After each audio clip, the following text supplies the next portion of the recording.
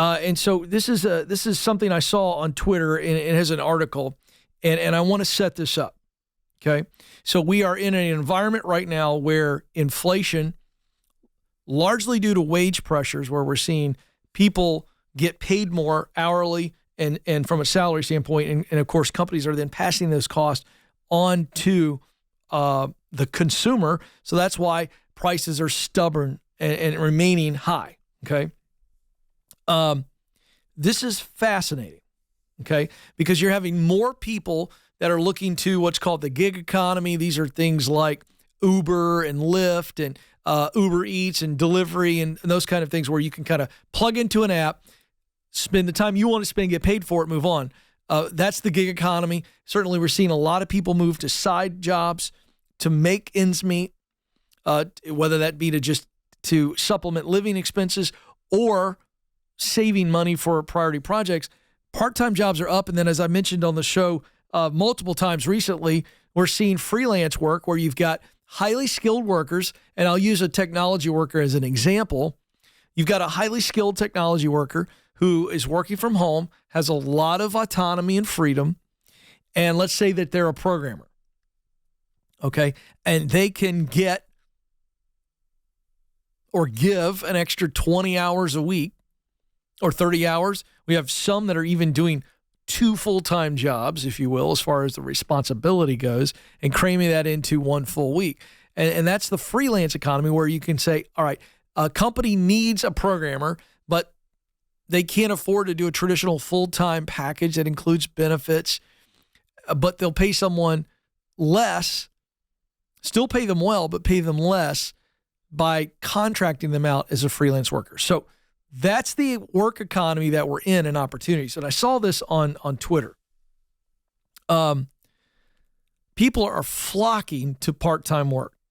More than 27 million people in the United States. This is staggering to me.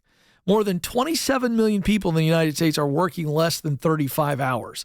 This is as of January 2023. From a Forbes article is where some of this data is pulled. So if you've got 27 million people that are working less than 35 hours a week, you've got a lot of factors going into this. Okay. So let's start with, there are millions and millions of people in this country. And let's start with the basics. Okay. You got 27 million people. Of that group, millions of them are a part of a 2-income family unit. Okay. So they don't necessarily need to work full time in their work. They're looking for part-time work. Again, to make ends meet, to supplement expenses, or maybe to save. Okay.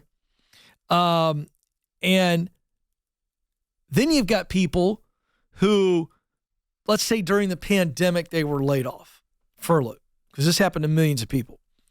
And they're tired of what's been called the rat race, right? They were burned out. They didn't feel valued. There wasn't any meaning and purpose in their work. A variety of reasons where they went, I got laid off. It sucked in that I lost my income. But at the same time, I kind of reevaluated and I've reset. And so they went, you know what? I need to work some. I don't want to go back into a traditional office environment. I'm going to knock down 35 hours or less, and I'm going to bring in just enough. But again, they have the financial ability, or shall we say the freedom to do that. Another group.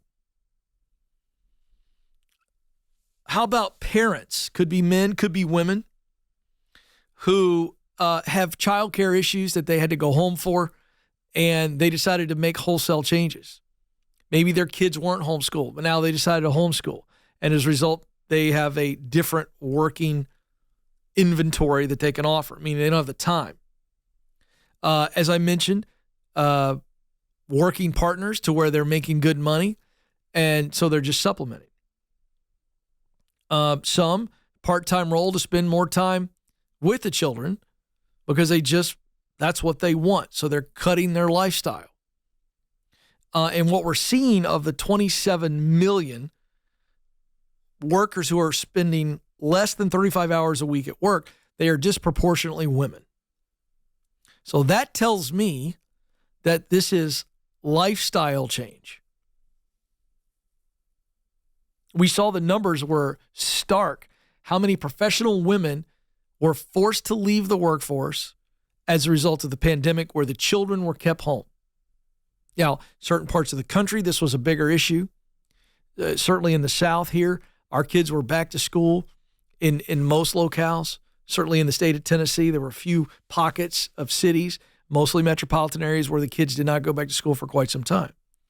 So in the situation where families are able to adapt over a shorter summertime period when childcare is an issue, when it's all the time, the parents decided what was best is for mom to come home. Now, again, men are affected as well, but the data says women are disproportionately working part-time jobs. And let's not forget that inflation, where the cost of grocery, gas, clothing, everything that a family operates around, it's all more expensive. Schooling, education's going up when you talk about colleges, tuition, and so forth and so on. So what's happening is people are turning to the flexible work, the part-time job. It's not a career for them. It's not a career choice. It's not I'm in this line of work. It's, I'm going to go work at Home Depot and I'm going to knock out X amount of hours. I'm going to get good benefits. Or I'm going to work at Starbucks. I'm going to get good benefits. And that's all gravy. And I'm just going to make a little bit more money for a little bit more margin. In October of 2021, Gartner surveyed more than 3,500 employees around the world. 65% of the respondents said the pandemic made them reevaluate their work life, while 56% said it made them want to devote more to society. Now, this is the other interesting piece of data here. We talked about people wanting to change their life. They go, you know what? I'm going to adjust my life. It's so I may not make as much. I'll make enough. What is enough? What's enough for you? Because I think too long in America, we have tied success at work or success in work, professional success. We've allowed it to be defined as the amount of money you make determines your success. So you have people go on social media. They are carnival barkers. They're snake oil salesmen. And they'll say things like, you should be making six figures. If you're not, blah, blah, blah, blah, blah, blah. And it's just total garbage. I can tell you a lot of happy people don't make six figures. Would they like to make it? Sure. But that's not what they define success as. And so when you see the pandemic and the cultural change that was forced on everybody, a lot of people evaluated and said, you know what? I want to change my life. I want to reevaluate my work life. And it's not money focused. It's family. It's giving back. Look at this. 56% said the pandemic made them want to devote more to society. What happened there was our humanness came to the forefront, and we saw death being reported in a ticker on every cable news network. We were confronted by our own mortality, the mortality of others. And you know what happened? We said, you know what? Life is short. Life is precious. I just want to make a difference. And people are changing their work habits because of it. That, to me, is healthy view of work. How does it affect my overall life and the contribution I want to make?